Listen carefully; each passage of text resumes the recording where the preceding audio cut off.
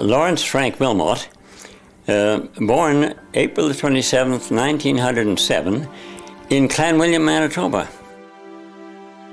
When the war broke out, turned on the radio, and there was the announcement. England and France were now at war with Germany. And so at this date, on morning of September the 3rd, as it was there, they were at war. And inevitably it was going to be a long war, and that I felt I must be there with them if I could do. This was 1940. I carried on my work for another year. Other young men were being pulled in as chaplains. Nothing was happening to me. In spring of 1943, finally I was appointed to a chaplain to No. 2 Canadian Hospital, which was forming up in the fall of 43. And I went over on the Queen Elizabeth with 25,000 others. In a 3 days' time, we were in Gourock. That fast it was. We went up to Gourock and joined a convoy of 50 ships. And they sailed due west for 5 days, imagine. And then there was lots of flashing and shots and depth charges and everything going on off to the forward, about a mile or so ahead. And the corvettes just went like a pack of hounds through the convoy, off in the direction of the lights and flashings. And each ship in the convoy turned around, and we were going back. In 20 minutes, we were going back the other way. And then we turned south, and we passed the west of the Azores and south, and then across to North Africa, and came up the African coast to the bay at Gibraltar. By this time, I was with an allotment of about 40 reinforcement tank officers, Armoured Corps. And so one of the things they did at Blackdown was they took all my infantry regiment outfit away from me and gave me a tank outfit, including a tank helmet. And I became, on this long voyage, every day we had boat drill and full kit, and I became accustomed, and I liked it much better than the infantry helmet because it's much closer to your head, fitted so nice and neatly, and I felt much safer in it. By the time they got to the Hitler Line battle, I realized that I'd been really becoming too actively involved because I had so many close shaves. For example, just a day or so before we got to the Hitler Line, suddenly one morning a word came through that Major Russell had his headquarters taken a direct hit on the slit trench. Here were these 3 men dead, and the men get quite edgy if there are dead men there. They've got to be dealt with. And so I laid on a burial party and started digging, but then we got a hail of mortars, and we had to let off that. And we simply tidied up some slit trenches and buried them in slit trenches.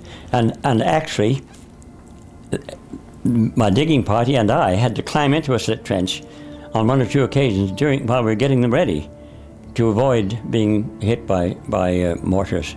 And finally got them buried. I cut down some trees and made 3 rough wooden crosses to be planted at these men's graves with their names on and everything else, and sent them off with the young men who were going up to the line. They were going back to the company anyway, and they knew where to put them. They were going to bury them, put them there. And apparently, I didn't know this, but apparently, one of the tank officers coming down the road met these 3 men going up the line, going, and he said, "What are you fellows doing?" "Oh," he said, "we're going back to our company," but he said, "This is our padre's idea of efficiency. If we carry our cross with us, then they don't have any problem identifying us when they bury us." We had to carry back about a half a mile, I guess, and we were moving along about 50 yards to the right-hand side of the main road that was being shelled by the enemy, because normally it'd be filled with traffic. So finally, a shell drops, and I said, "All right, we cross through." But on this occasion, for some reason, they sent another shell right after the other. And this shell, I knew it was coming right at us. I mean, I felt I was hearing the music of the spheres. It landed about here, and I felt I'd been hit on the head with a sledgehammer. And I'm struggling to bring myself, you know, it knocked me down to my knees almost, struggling to bring myself to my feet, trying to find out where the blood was spurting out here, and I wondered what the hole was. And then I said, you fool, if there's a hole that big, you wouldn't be standing up. I said, let's get out of here before they send another. So we did. We got back to the RAP, and blood on my face and blood on my shoulder. And once he mopped the blood up and cleaned me up, all I needed was a Band-Aid on the top of this ear. But the blood, you see, on the pressure I was under, the blood just spurted out. We lost so many men. And I must have been fired on, I don't know how many times, wearing the armbands, one on each arm. But they shot them down. I had to bury too many of our stretcher bearers because the Red Cross armband was insufficient. It was all right in 1850 or 60, but it's not now, and it wasn't being respected.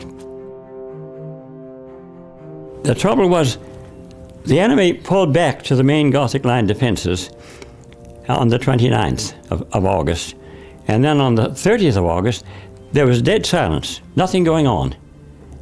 No shelling, no movement, no evidence of movement. Anyway, so this company was sent in to carry out a reconnaissance to find out the strength of the enemy.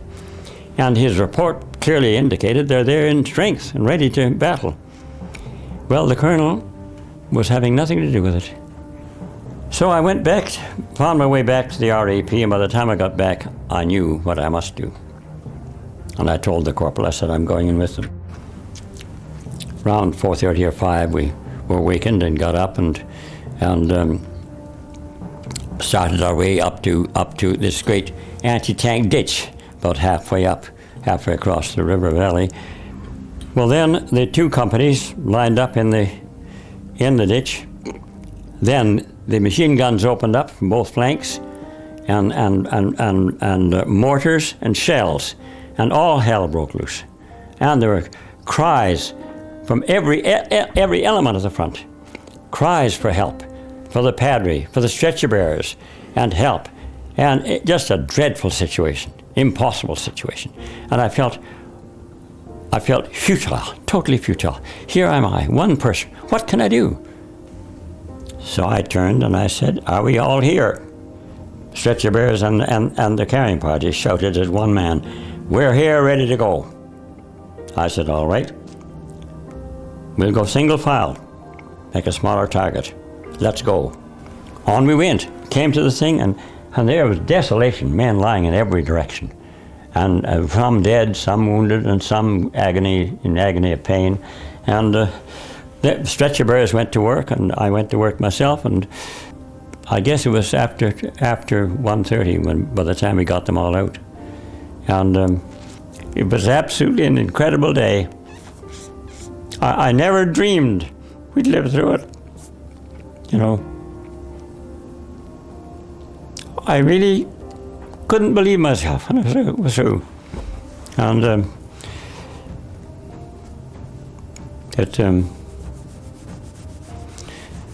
so we got back. When we got down to the river, the jeep picked us up and brought us back to the RAP, and the doc gave me a pill to give me a chance to get some rest.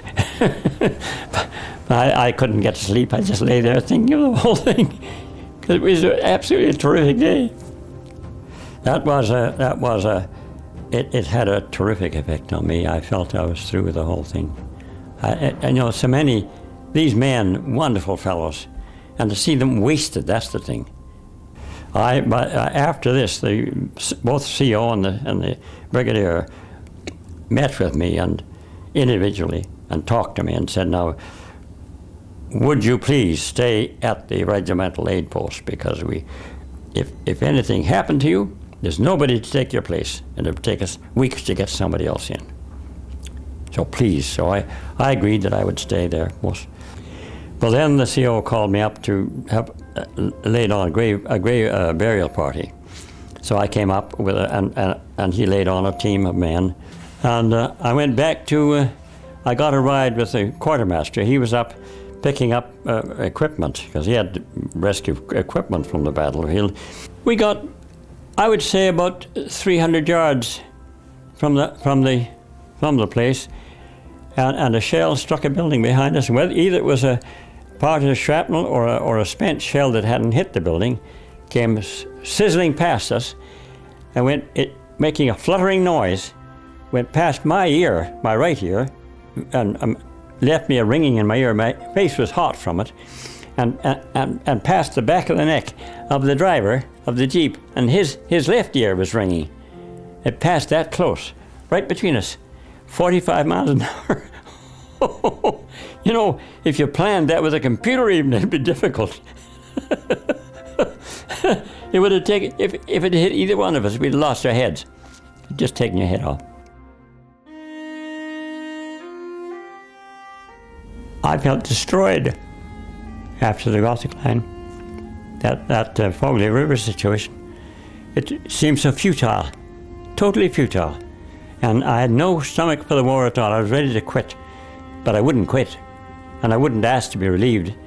And I suppose that he probably even didn't know what we'd gone through, you know. But we should have been pulled out. However, nobody pulled us out, and they couldn't pull the men out. They had to go on and fight. War is a ghastly, ghastly situation. It is really organized chaos. And each group of men is seeking to destroy and eliminate the other. And nothing ever works out as planned.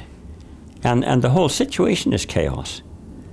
And how I survived, by the grace of God, that's all I can say. I was able to do things after the war that I'd never been able to do before, because I'd gone through that. Well, I would certainly like them to know that their fathers and their grandfathers went to a war which wasn't just a lark. It had to be fought.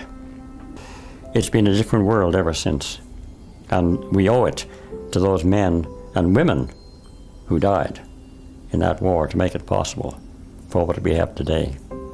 For Canada to be the tremendous country it is today. Absolutely tremendous. And of course it is a tremendous experience to me to be alive, to see all this happening. And I've never forgot him.